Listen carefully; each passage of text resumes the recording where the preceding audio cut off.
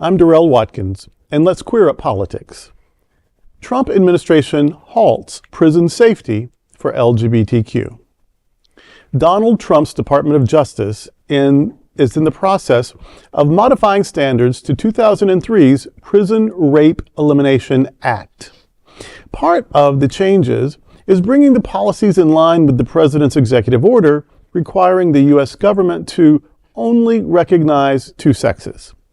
During this revision, facilities including state prisons and jails, federal prisons, juvenile detention centers, and immigrant detention centers will not be inspected for standards meant to protect LGBTQ and intersex individuals.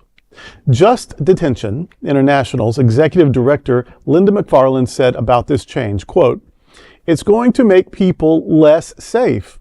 And when facilities are less safe for the most vulnerable and marginalized, they're less safe for everybody," end quote. JDI is a human rights advocacy group that works to end sexual abuse in detention centers, and McFarlane was an advocate of passing PRAE in 2003. LGBTQ prisoners were found to be more than 6 times more likely to face sexual assault while incarcerated, according to a 2015 survey by criminal justice group Black and Pink. This is, you can't understate how horrific this is. Of course, rape is about domination and control and humiliation and dehumanization. And what this government is saying, this Department so-called of Justice is saying, is that that's on the table. Right. Like, this is now legitimately on the table. Instead of keeping people safe, no matter what their crime was, no matter what their sentence is, they should be able to serve their sentence without being tortured by their fellow inmates. Exactly. That they're now giving permission to torture and humiliate the most vulnerable, the weaker people, of course. And I don't think that it's an oversight. I really think that this administration has made a full-on assault against LGBTQ plus people, especially the T and the I and the NB. And I think this is just this is a message saying you can dehumanize them because we're dehumanizing them. Exactly, and it's so visible. And they don't even make any efforts to hide it.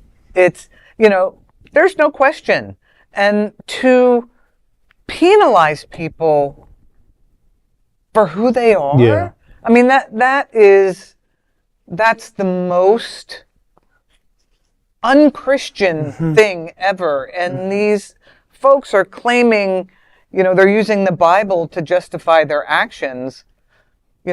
Jesus was woke. Yeah. Make no mistake about it. Right. And this is not what protecting people. These are super vulnerable people. And you don't need to be Gandhi or Buddha No. to say, once you hear that someone is 6 times more likely to be victimized, Let them it is just come your human response to protect them. Of course, Exactly. of course. Well, and this has the cloven hoofprints of Pam Bondi and Kevin Roberts and Russell Vogt all over it. This is just, when they say it's the administration, the administration is the Heritage Foundation. Right. Yes. So.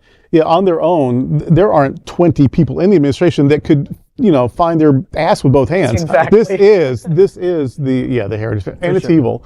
They to use rape as a weapon is just so beneath a civilized country. And they keep talking about us like people should be desperately afraid of us. Right.